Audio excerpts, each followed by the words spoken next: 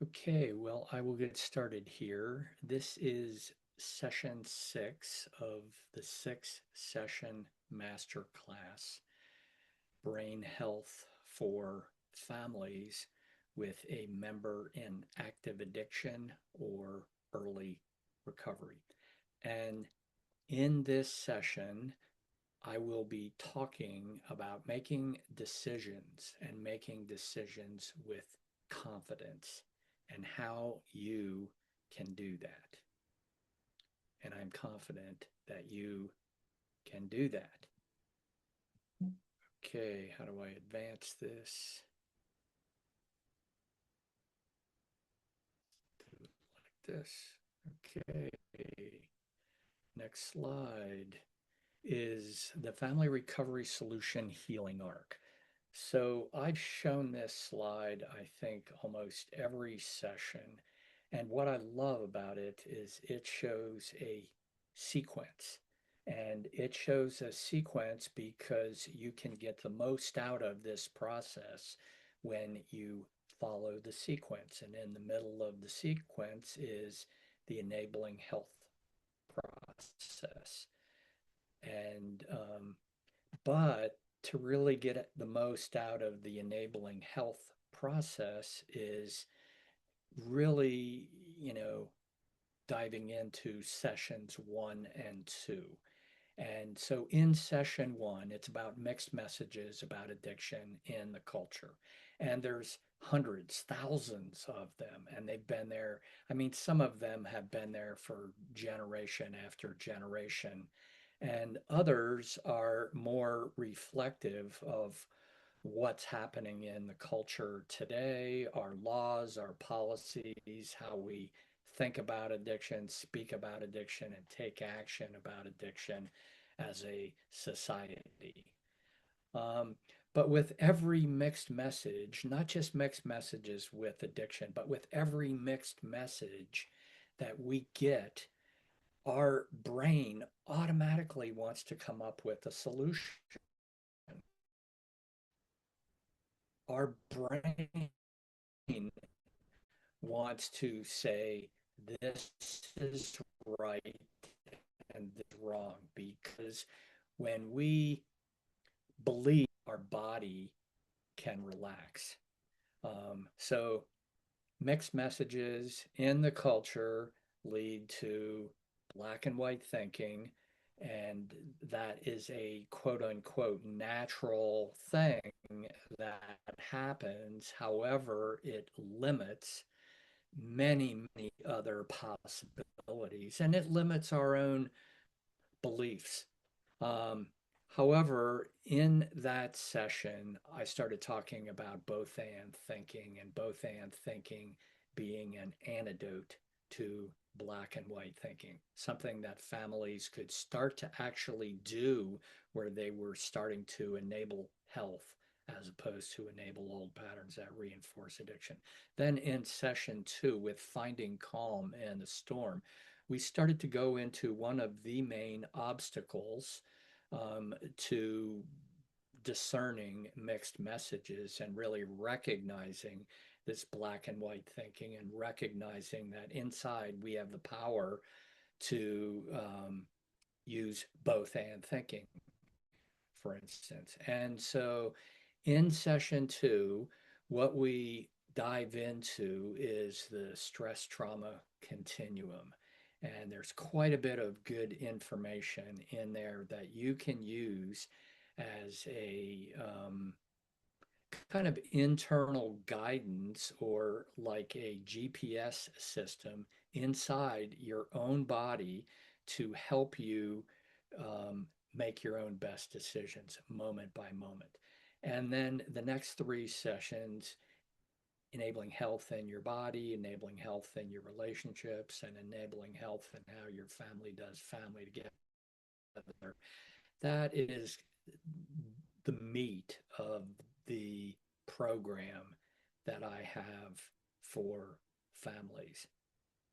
And and the sequence there is we need to enable health within our own body first, because for us to have success, With the other two, we need to be able to have our body or create conditions within inside of our body where we can do our very best, um, thinking, discerning moment by moment what's going on, and to make best decisions, specifically in relationship with addiction and our individual family member.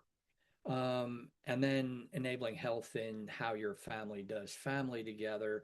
We expand those patterns out just from enabling health within one relationship. We expand those patterns to have a better understanding of, recognizing different patterns in our family that we can repeat over and over, specifically if we don't see them. And so in this session, I will be diving into how you can make your best decision. And so I know this is possible, and clients I have worked with in the past have reinforced my belief of the truth in that statement. Okay. So the agenda is essentially these three parts: tailoring your solutions to fit your specific family. Um, and then once your solutions begin to be tailored, you gain clarity and there's a lot less pressure on you. And when that happens, it increases your own confidence. The third part of the agenda here is really looking at the creation of you being in control of what rate of change, what pace, how quickly do you want to jump into a change process that is sustainable. Okay, so in this slide with these bullet from the previous session, what are things that you may have heard and started actually doing and taking action on? And the first here is just the fluidity to be able to shift your perception from black and white thinking, this immediate impulse to believe one thing's true, to slow ourselves down and to recognize that there's multiple truths in different perspectives, and that two things can actually be true at the same time. And if we are not able to slow ourselves down, it is going to be much harder to be able to shift our perception back and forth. So the calming practices is, uh,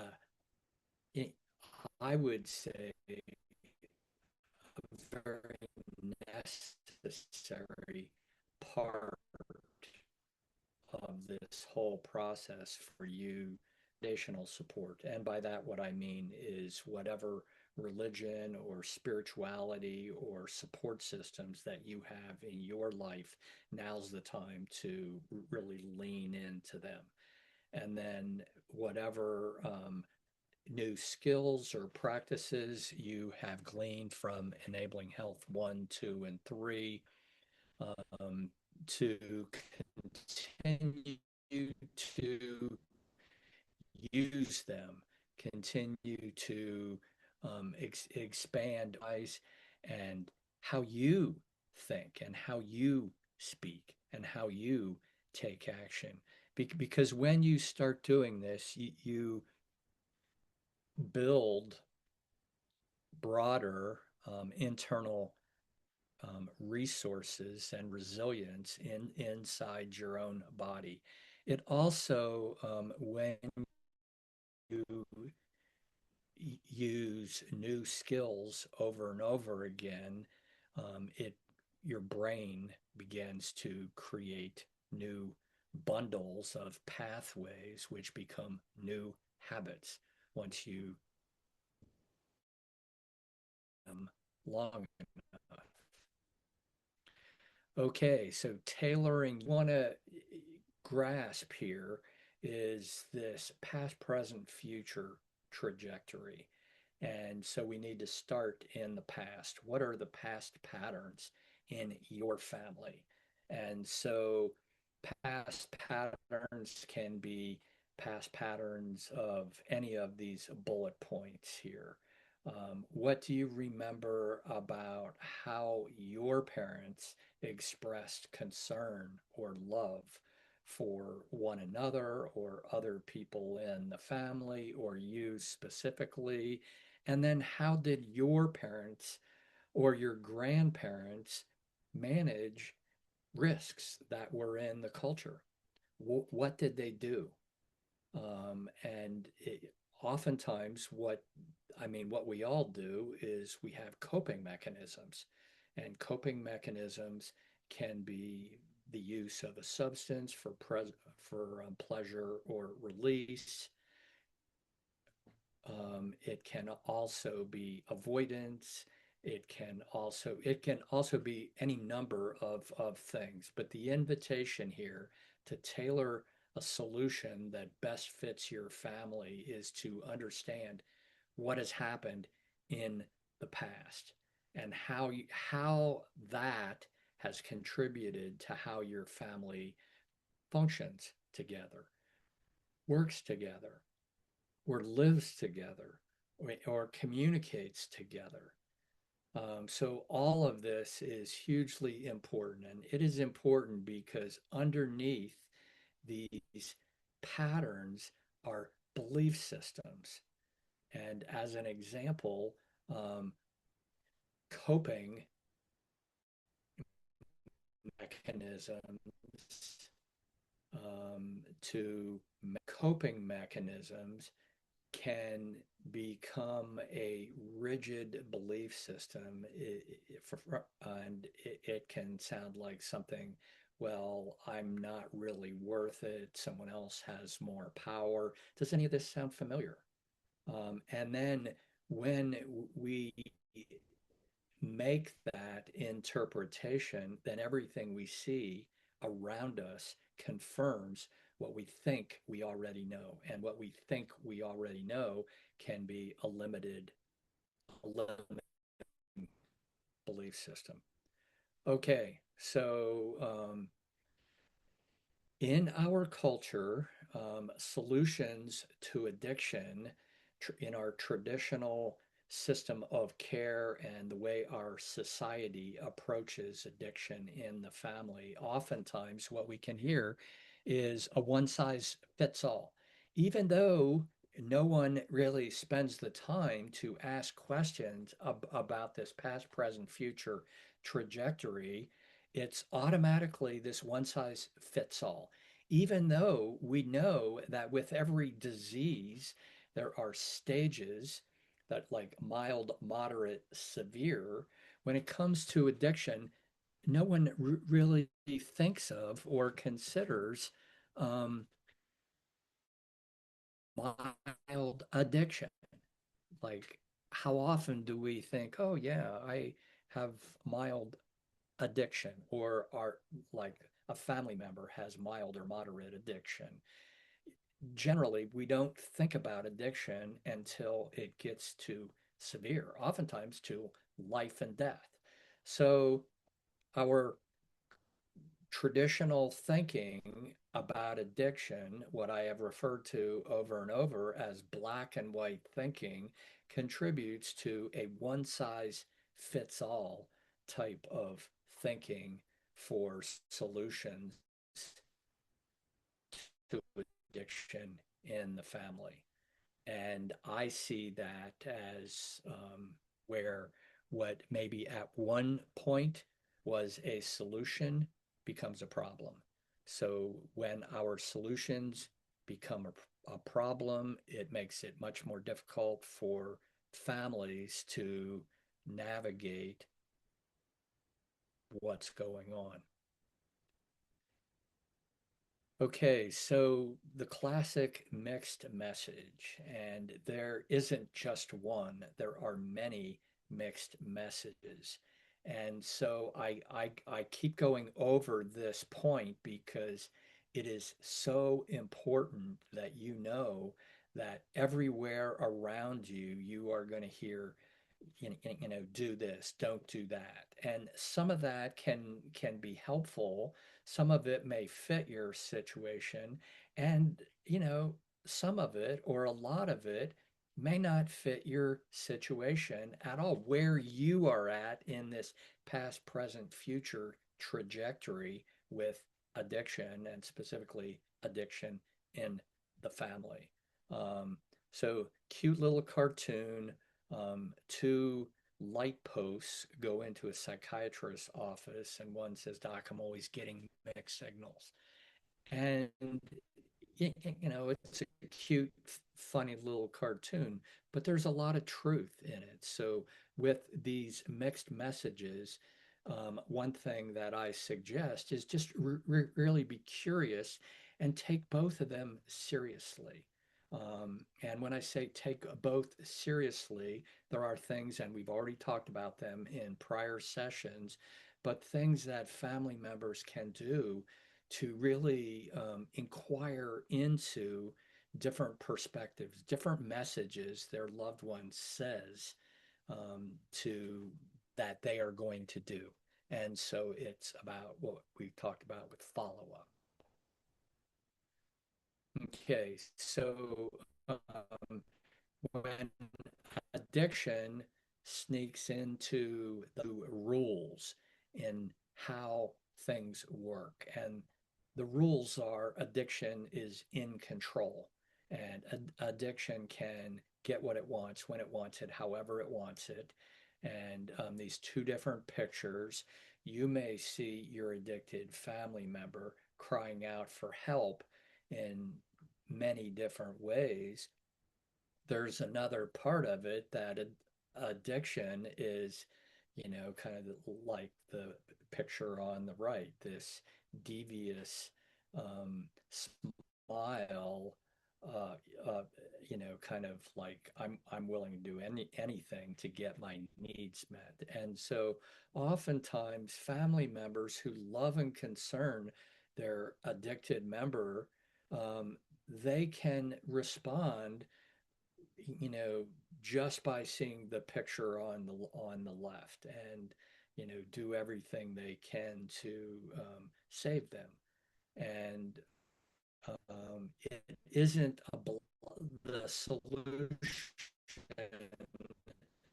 that I'm talking about at over and over again. If you do like what the picture on the left is suggesting over and over again, you are going to be enabling old patterns that reinforce the addiction. And you don't want to do that. You want to enable health within yourself, within your relationship with your addicted family member, and with everybody in your family. So how your family does family together starts to shift and change. And we talked about some of that last week. Okay, so behavior clarifies a mixed message. So when you hear a mixed message, when you can discern, oh, that's a mixed message, know that words alone do not clarify a mixed message. Words can be a great start, but really what you want to be curious about, ask about, follow up with is their behavior. And when they say they are going to do something, you want to ask and when, how, how much, can I check in with you after the time frame that you have given me? And, and to let them know that you want to do that from the standpoint of congratulating them. You want them to be successful. You want to set them up for success. And so if our thinking is negative, and and we doubt that they are going to be successful, then our thinking contributes to them not being successful.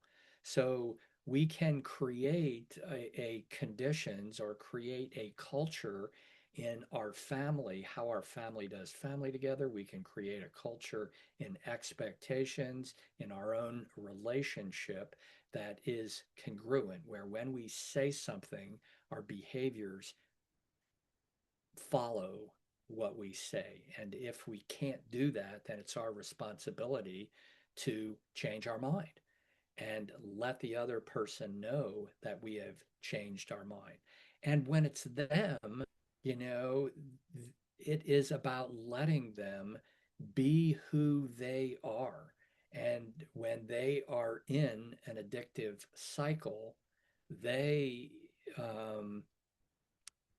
it is like addiction is running them, and communicating with the essence of your loved one can be very difficult because a lot of times you're communicating with the addiction, not with the essence of your loved one or your family member. Um, okay, so um, and it increases confidence. So, in this past, present, future trajectory here, um, we want to have a basic overview comprehension that there is a past, present, future trajectory, and we want to keep that in mind. And it is not necessary to understand all the little detail parts of it. Actually, if we do, that can kind of make us crazy. So we don't want to do that, you know. However, having some clarity really helps. So I think back to a client that I had. Her name was Kathy. She had a son, Alan, who was living in an abandoned house with his friends, and they were doing heroin. And so Kathy wanted to maintain a relationship with Alan. And after my working with Kathy for several weeks, she decided to have regularly scheduled meetings with Alan. So every Wednesday, for example, they would have lunch at a certain place. And she would buy lunch and they would have conversation. Just wanted to share everything with her. And when he did, Kathy's nervous system would, I mean, she would get scared for his life. And she would just have this impulsive reaction to try to save him. But over a couple weeks of Kathy talking about this and recognizing this and our discussions, Kathy started to realize what was happening in her body. She could start to calm herself down before she blurted out, trying to save him. And this increased clarity of the pattern allowed her some space, and it minimized the pressure on her to try to save him. And what Kathy made the comment to me one day, that she recognized that the two of them had a similarity, and that similarity was they were both prone to anxiety, and that Alan's way to deal with that anxiety was heroin and fentanyl as a coping mechanism, and Kathy's way to deal with the anxiety was to try to save Alan from the heroin and fentanyl. And so by recognizing the commonality and the two different strategies to cope with the anxiety, they came together um, with a commonality. It allowed Kathy to have clear thinking, and clear thinking for her to be able to have new conversations. And actually, in that story, a couple weeks later, the police raided the house, and Alan felt enough trust with his mother that Alan called his mother. Kathy went to pick him up, and she was, praying to herself that she would have the wherewithal to be able to do what was going to be most helpful for Alan. So, and actually, in that story, it, it did end from the standpoint. So cutting through the noise, the mixed messages, while staying connected to the essence of ourself and our addicted family member is really going to help us be in the right mind state to have the best thinking to where we can make the best decisions. So, stepping back here just a moment, we want to ask ourselves, um, so like, what influences those decisions? Are there other people who influence those decisions? Like addiction can have a huge influence on our decisions. And actually, other people in our family can have a huge influence on our decisions. And like this picture shows, it can feel like it's us against the world. And there's this,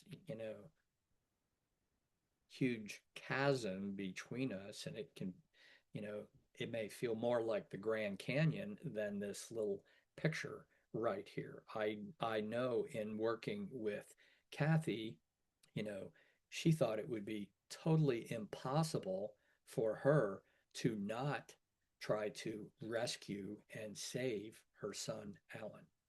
Have you ever felt like that? The situation was so intense that you had to respond the same way over and over again, even if your role wasn't, you know, a savior role or helping role, but maybe your immediate response was to an adversarial dynamic through an adversarial lens. And actually, it's really quite easy to be pulled into the adversarial lens because this whole addiction in the family kind of thing, there's quite a bit of chaos. There's quite a bit um, omitting the truth, the saying different things to different people, lies, and from this, it's like the collateral damage is hurt in relationships, and and that can happen to all of us. So, is any of this sounding familiar to you? So, from my experience, my own personal experience, and in working with clients, this picture I think is very representative of how it can feel when you are watching a family member put themselves in harm's way over and over again with choices that they're making. And to you, it may seem so easy. And like there's just one solution, just do this. And um, one of the points I'm making here is there are multiple pieces involved with this that contribute to um, it's me against the world kind of thing. Oh, okay. So from the standpoint of making decisions, like this picture back here, is making decisions, are you the only decision maker? Do you need to make decisions for yourself to save yourself, quite frankly, so you're not pulled in to this whole adversarial, negative addiction dynamic that can go on for years or actually generations? Or is there potential for your family to work together to get on the same page to solve the problem together? And oftentimes, the black and white solutions, the traditional way that we are trained or indoctrinated into believing and thinking of solutions in a family with addiction, we can just see one solution, and it could be like ultimatums, um, or we need to be harsh because the addiction is harsh to us, and so we need to counteract that harshness with harshness of our own. That's black and white thinking. The other option here is both and thinking. That diagram on the right represents multiple ways to look at the same situation, multiple mild, moderate, severe addiction, or this past, present, future trajectory. So consider when it is appropriate for you to just make decisions for yourself, to save yourself, and when is it appropriate to, it can be a group decision making thing. Because if it isn't, and you try to do that over and over again, and granted, there's going to be some more things I'm going to talk about with the possibility for group decision making. But if you make the decision that it's just you, then I really want you to make that decision deliberately, consciously, and set up a plan for that. So, both and thinking and both and decision making does not eliminate black and white thinking. What it does is it sees black and white thinking as one perspective, one option, and there are multiple options, and there are many choices to make along the process of this addiction in the family dilemma.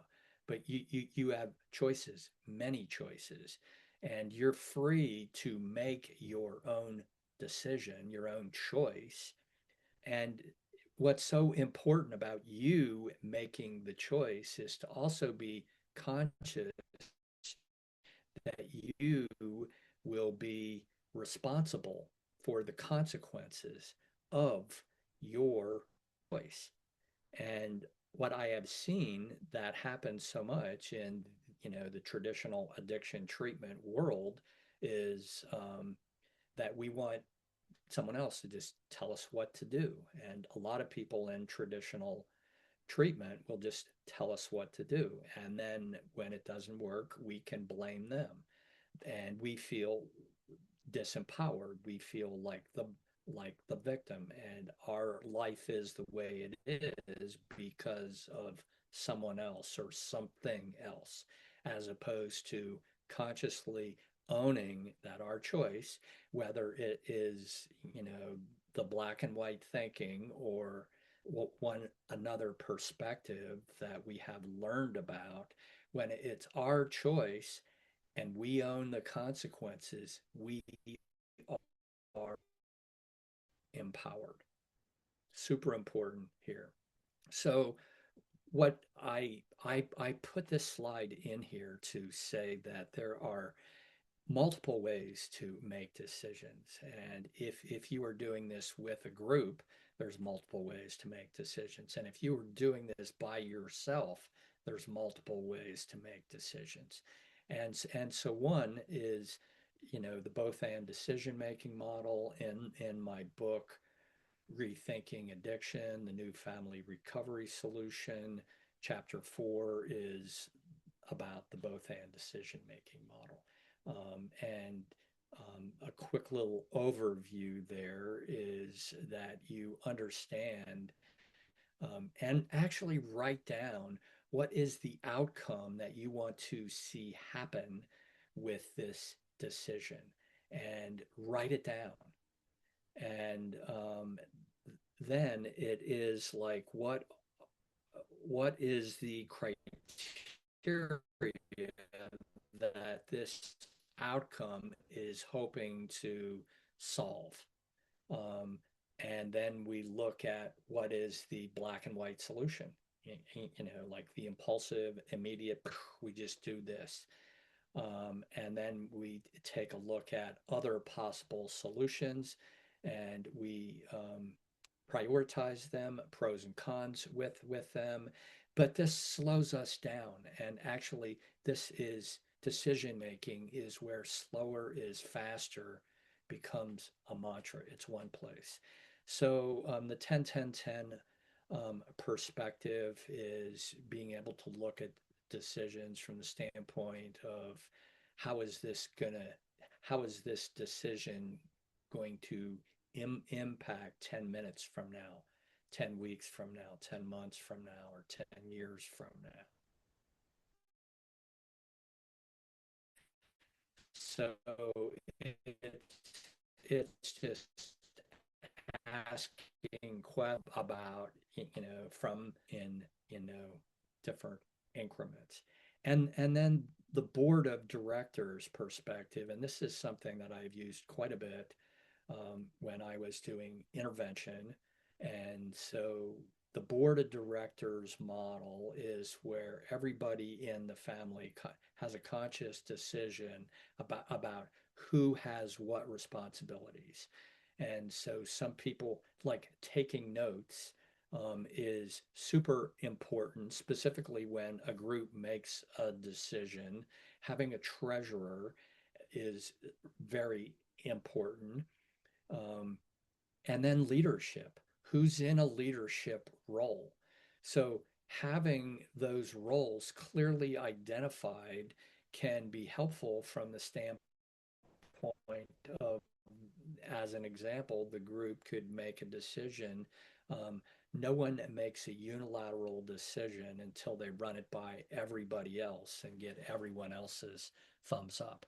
And that is another way to help us become aware of our impulsive um, solution that just comes up and we think we need to blurt it out. And then, decision making models can be all of the traditional ways that we see addiction in the family. And the traditional ways can lead to like family intervention, residential treatment, sober living, et cetera, et cetera.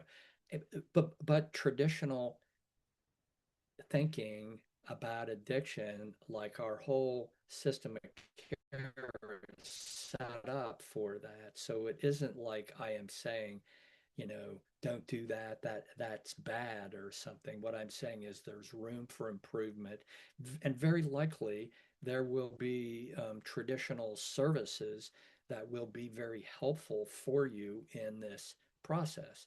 And you have multiple, choice points along the way. So from the standpoint of traditional recovery, I really want to give a big shout out to Craig Williamson here. He wrote this book regarding substance abuse and addiction, what you need to know, real world insights from firsthand experience. So Craig was the dad of a young guy who had been in and out of treatment 20 some times, quite frankly. And so all of it was with the traditional system. And, they had a lot of, very experienced professionals assessing the son. And, and so Craig learned quite a bit about addiction and he put it in this book. And so a lot of the addiction language, I think it's a super helpful book to for family members to really understand the process. In this book, Craig is talking about some of his own, like he thought one thing, but actually it was something else. He talks a lot about his own lessons learned. Is not the only part of your healing journey. Another part that really doesn't get a lot of focus is grief and loss. And so grief and loss is, any time that we go from having certain rigid expectations to realizing, oh my gosh, that's not going to work. That's not reality.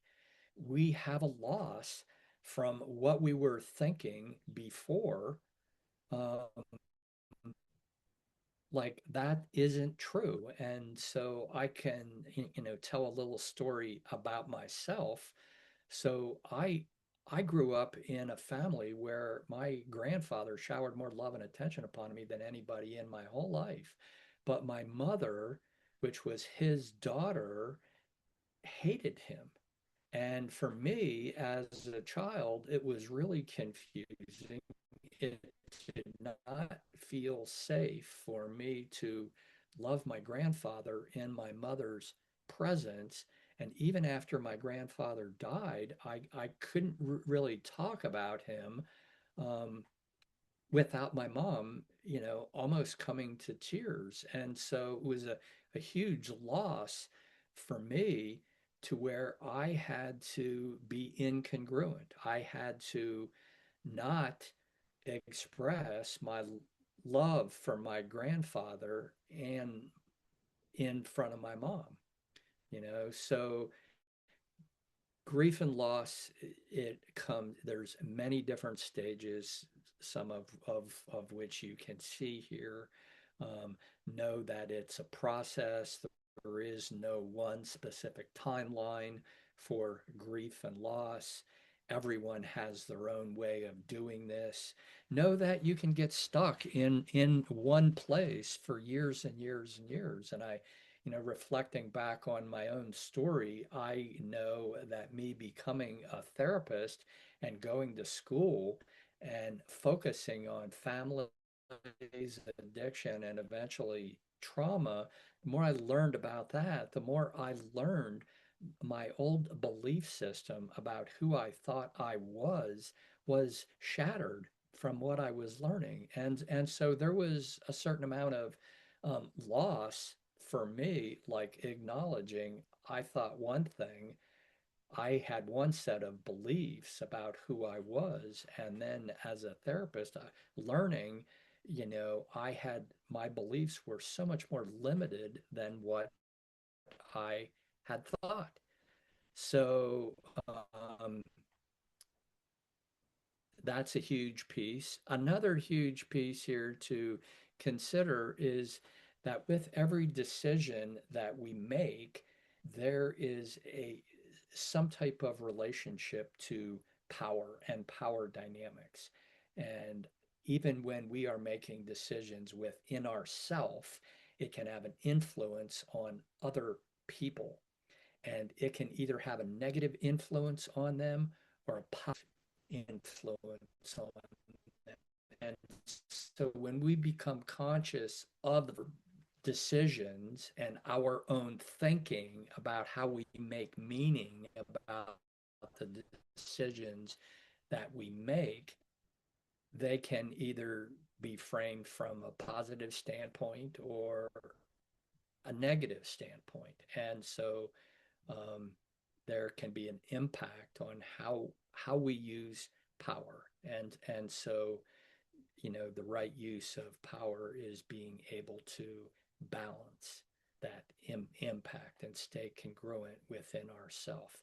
So our choices here Ideally, it is about being deliberate with our choices. And when we have a impulsive, immediate decision that we know right away that's a black and white Im, Im, impulse, although it might be right, we want to slow ourselves down and to go through the process about go through the process of being curious, asking ourselves questions, calming our own nervous system, which allows, the majority blood flow to go to the part of the brain, the cortex behind the forehead, that is going to make our best decision. And so we can apply a plan and know that there is a plan to use both and thinking. So in this plan, I am framing it here as a blueprint, like a blueprint in building a house. And so there is a specific, like this healing arc trajectory, is a plan for navigating addiction in a family and restoring um, a family balance.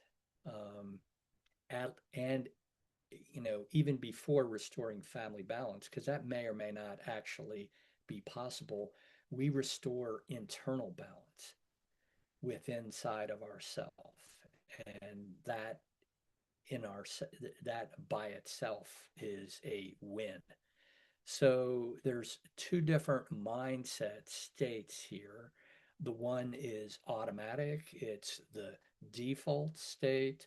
We talked a little bit about this in um, sessions 1 and 2 when I was talking work of the brain. And that is, it's like always happening, and it's, telling us stories and figuring things out. But that default state is it's all these things on the left, where the blueprint state is more or less slowing ourselves down, the both and thinking. So, from the standpoint of language, the default state is shame based, all this old shame based language. And so we can be labeling ourselves, can be labeling our addicted family member, and it's quick and it's reactive, and think that's the whole truth. And the blueprint state, which is slowing our self down, is designed to reduce confusion and conflict and allow the best part of our brain to be engaged, where we can make our best decisions. So the default state is black and white thinking, and we're going round and round, and we're looping, and we're caught there. And the blueprint state is having the ability to hold multiple perspectives without just, saying this one is right and this one is wrong. It's also having the ability to recognize that two things are true at the same time. And we're going to have to hold the tension inside our body of recognizing that two things are true at the same time. The emotional aspect of this is the default state is going to leave us with quite a bit of stress inside our body. We're going to have that for a long period of time, and we may have activation spike after activation spike over and over again, even to the point to where we cannot bring our nervous system back to a place of calm. And that is super unfortunate. Yeah, so the blueprint state, which I'm talking about here, which I'm advocating for you to grasp this overview and actually start to apply aspects of it yourself, um, just being able to calm your nervous system to where the regulating your nervous system can come back to the baseline, which is a nervous system being calm, warm, relaxed. And then pacing, the blueprint state is finding a pace that fits your real situation, not feeling like you're forced in or pressured into the one size fits all, def- which is the default state. So addictions, rules of engagement put you in the default mode. And I consciously use the word rules of engagement here because rules of engagement is a military term that means at what point does the military go from in into actually fight mode. Um, and so that is what they refer to as the rules of engagement. So everybody has the same understanding of we are going from protecting to fighting. And addictions, the reason why I use addictions rules of engagement, because addiction, it always is going to do whatever it wants to do, whenever it wants to do it, however it wants to do it, and it's really not going to care, and it's going to play on your love and concern, and use that against you. There's potential for that. So this first aspect here is to identify the noise, or what I have referred to as the mixed messages that add to this confusion. And then the next step is to um, start to clarify this and initiate a break from the noise. And, you know, this break creates multiple options for you. Okay, so clarifying the confusion, it is, you know, one of the very first things, and I feel like I'm being redundant here, is to calm and regulate your nervous system first. And when you do this, you are going to be much more successful being able to hold multiple perspectives about your situation without you immediately jumping to one, which, you're going to make a decision on one. That's fine, but you want to be able to take a pause. And if you can regulate your nervous system, you're going to have much more success with that. And the end goal here is to recognize that you have way more options to choose from here. And you understanding this past, present, future trajectory and these patterns that are going on, it gives you more information than anyone to make your best decisions. And I'm not saying that it's easy. What I am saying is it creates options.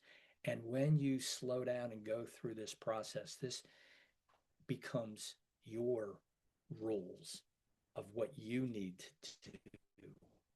And your rules of engagement actually counterbalance addiction's rules of engagement.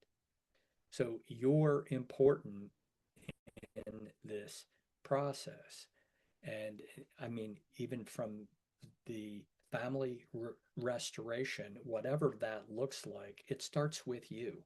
You are the one that needs to, kind of be able to calm your nervous system, heal what's going on inside your body, mentally, spiritually, emotionally, in the numerous ways that we talked about, specifically in sessions 2 and 3. Um, and once you have traction with your own healing, you are going to be in such a better position to make decisions about relationships in the family and day-to-day interactions. And there's no simple fix. I'm not presenting this to say, hey, this is simple. I am presenting this to say, if you have tried everything else and nothing is getting you traction, and you're stuck in this looping, this is a way out. And I am confident when I say that. So the Enabling Health one, um, this is a quick little over, overview, but you do that so you have greater decision making capacity for long-term success. And there's a specific process on what you can do, what you can actually do that enables health. It doesn't enable old patterns that reinforce addiction. And so I hope this is empowering because this is designed to be empowering. This isn't designed to do the same old thing over and over again.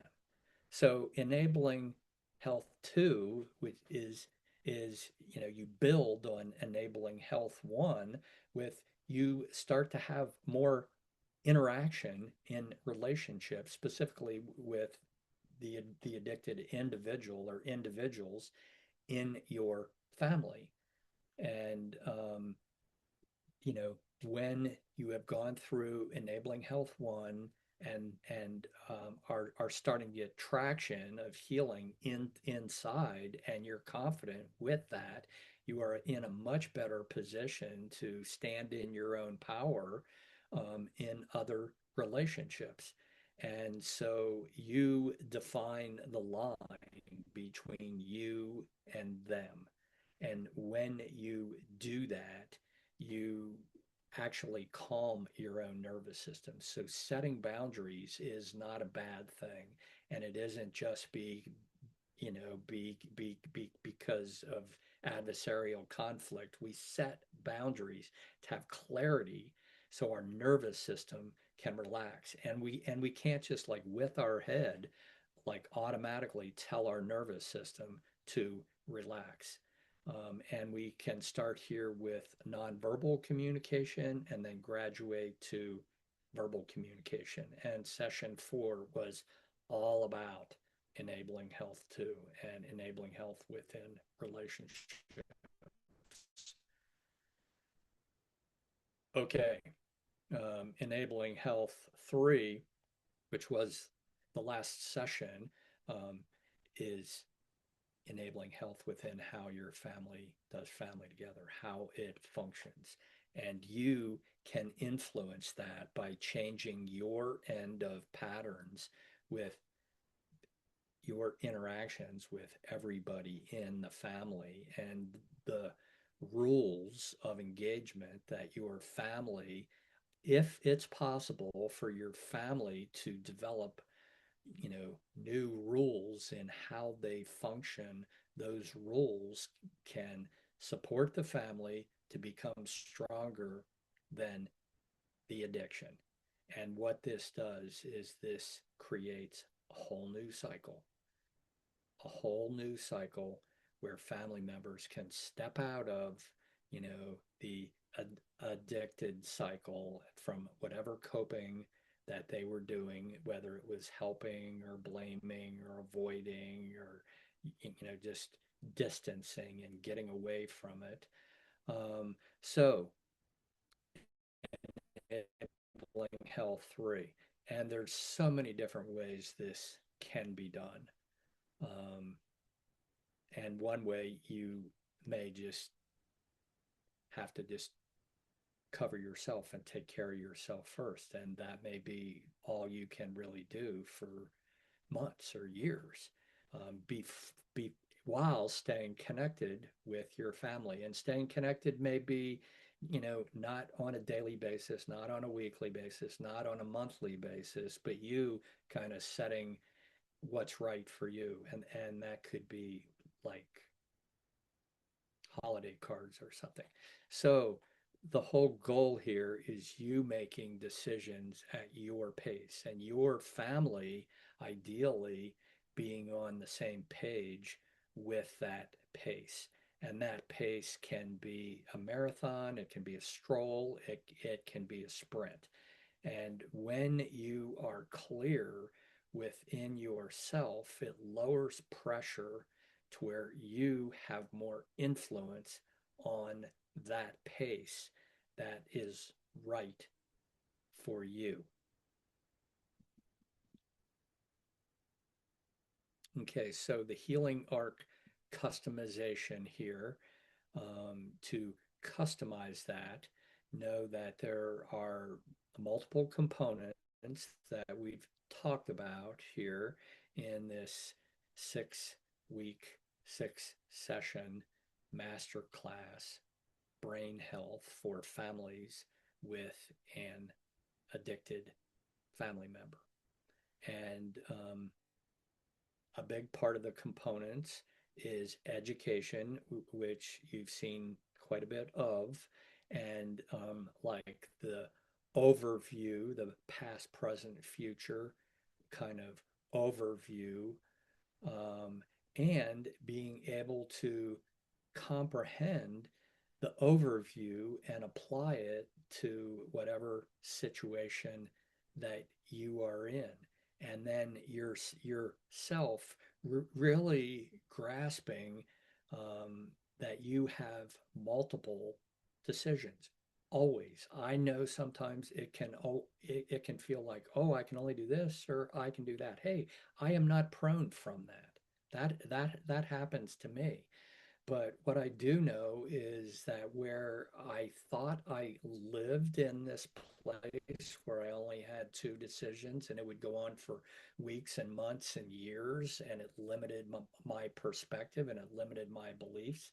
Now I can go to sleep, and if I have a good night's sleep, it allows my whole body to relax. And it may seem crazy, but like in my sleep, I can identify, hey, there are more perspectives than what I thought here, and I can make a different meaning.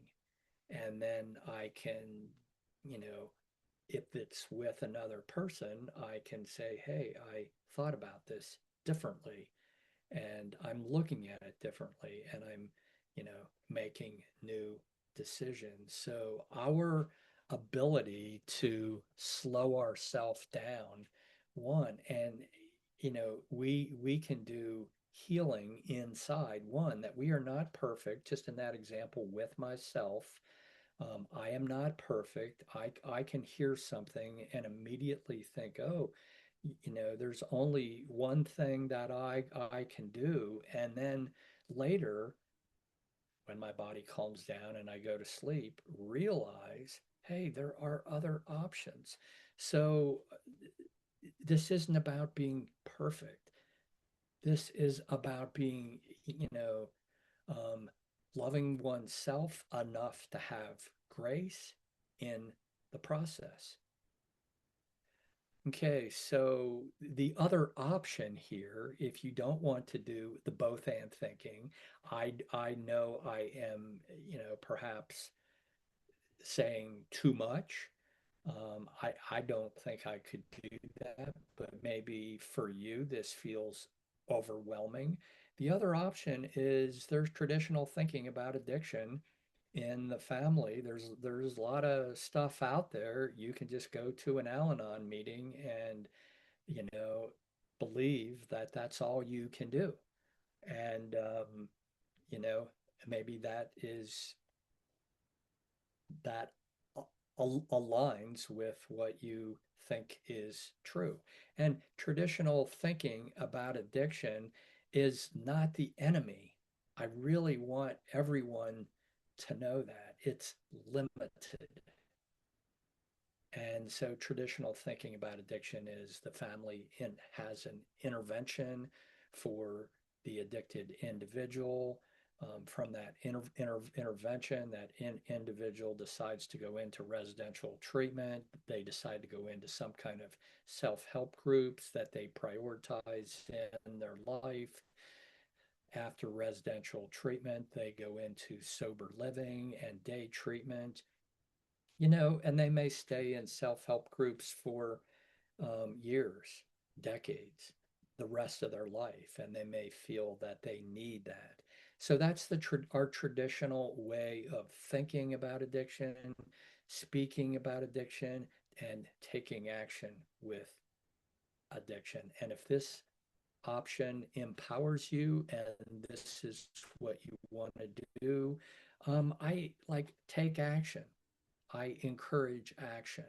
Um, and so, you know, this traditional thinking is it kind of supports the myth that the individual one person has the problem and all the family can really do is keep pushing them, poking them, prodding them, and the family ends up being in an adversarial role from the perspective of the individual with the addiction. And for some, that you may believe, or others may believe, that that's all you can really do is keep poking and prodding, or the opposite of that, what Al Anon says, detach with love. And, you know, let me just leave it there. So there's distorted thinking in the culture about addiction. And when there is this message that, the person with the brain impairment, with the addiction, they have the problem and they need to shift their thinking to to the point where they fix their problem, and then that's the solution, which that's what I'm referring to here as distorted thinking. And this visual diagram that I've shown a number of different times, that center circle would be the individual with the addiction. And then those circles around that are the different kinds of relationships that they have with their family. And even if this person in the middle goes to treatment center, TC here, for 30 days, 60, 90, 120, whatever, and they learn a lot of things and they really want to incorporate that into their life when they get out. Well, once they get out of treatment and they come back into the family environment, if the family hasn't changed, then they are very likely going to have a lot of these old relationships. And then what does the individual newly in recovery, what do they do? How do they deal with this? I mean, one unfortunate thing that I have seen happen is that they get out of treatment and they go back into their family and they slide back into the same relationships and the same role, and they can easily relapse. And relapse isn't just about drinking or drugging. Relapse can be enabling old relationships that actually support addictive behaviors, whether that person, you know, actually has a drink or does a drug or alcohol or not. Okay, so the old way of thinking, traditional thinking about addiction, is expecting the person with the most brain impairment to lead the change process. And I'm saying the opposite. The family can start a change process within themselves, within their relationships, within their family. And the myth here is that solve the problem with the same thinking that was present when the problem arose. And please know that these words are similar to Albert Einstein's quote, we can't solve a problem with the same thinking that was present when the problem arose. So you're at a conscious choice point, and I want you to make a decision. I want you to make a conscious decision. I want you to think about this, and whatever your choice, I want you to feel empowered by it, and I want you to know that it's your choice because you are going to be living with the consequences of that choice. And I quite frankly, if you decide to work with me and continue a relationship and communication with me, I can support you with either one of these choices. Of course, I have a preference. And it's your decision, and I want it to be deliberate. So my offer here to you is, and I know that there's been some miscommunication, some technical glitches, and et cetera, but you so I'm upping my offer. What was a 30-day access to the replays for $49. I'm upping it to a 90-day access to all six replays from this masterclass for $27. So, what is that? Six masterclass times four is $24. So, $4.50 or something like that per masterclass that you get to view for 90 days. Now think about this. This is I hope this is a no-brainer because what you can do with this is things that you find interesting. You can share this information with other people in your family, and then you can start talking about it together, which I hope happens. The next offer here, and um, my hope is that you will be curious to learn more, because my next offer is the original 49, but, but it includes the 90-day access to the replays plus a one-to-one session with me. And that one-to-one session, you can ask questions about anything in this master class. And you can make a choice like, do you want to continue to you know, collaborate with me, to work with me, or not? It's totally fine. So um, the there's a link here for the upgrade, and it's thefamilyrecoverysolution.com/masterclass hyphen upgrade. Um, and I will make sure emails go out to where you will have this as a choice. Now, the replay for session six, so this is Saturday. My expectation is it will come out by Wednesday.